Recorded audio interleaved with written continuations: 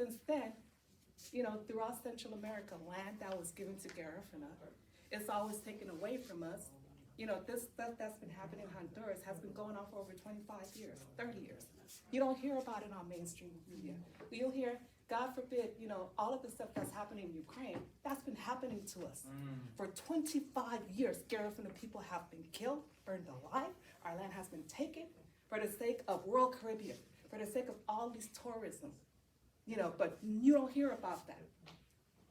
You don't hear about that. All the different administrations, from Clinton to Bush and everybody else, regardless if they're Republicans, Democrats, or whatever, they've known about what's been happening in Central America, in Honduras, but they don't do anything about it.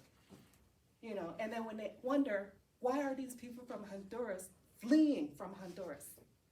There's no genocide in Honduras. It would be nice if we could get the same welcome card that they're giving Ukraine.